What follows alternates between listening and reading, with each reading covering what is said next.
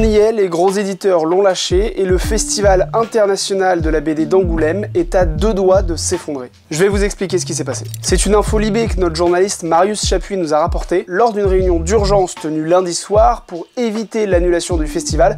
Plusieurs éditeurs majeurs ont exprimé leur colère. Le représentant du groupe Média Participation qui compte les éditions d'Argo, Dupuis, Le Lombard, Kana et Urban Comics a indiqué que les conditions n'étaient plus réunies pour qu'ils se rendent au festival en 2026. Delcourt et Sarbacane ont aussi annoncé boycotter le festival. Et de leur côté, Casterman et Glénat se seraient montrés tout aussi remontés. Eux, ils auraient laissé au pouvoir public jusqu'à lundi au plus tard pour que les choses bougent. Au cœur de l'affaire, il y a la société 9e Art Plus, qui est dirigée par Franck Bondou. Elle a été reconduite à la tête du festival et c'est ça qui pose problème. Notamment parce qu'en janvier, une enquête de l'Humanité Magazine a pointé du doigt les dérives de la gestion du festival par 9e Art Plus. L'absence de management et la surcharge chronique de travail d'équipes trop réduites auraient conduit à des burn-out, des démissions et même à l'installation d'une culture du silence. Mais l'élément le plus troublant de l'enquête reste la réaction qu'aurait eu Franck Bondou face à une affaire de viol qui aurait eu lieu durant l'édition 2024. Après avoir porté plainte au commissariat et après plusieurs jours d'arrêt de travail, la salariée qui avait dénoncé ce viol aurait été convoquée par Franck Bondou.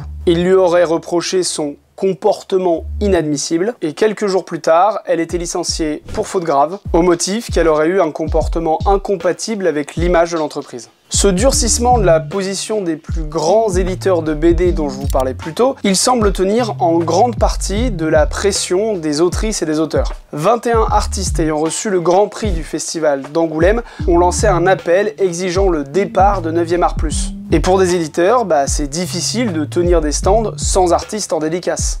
Libération a contacté Franck Bondou et il assure être prêt à jouer les facilitateurs. Je l'ai dit et répété, je ne serai plus là à partir de 2028.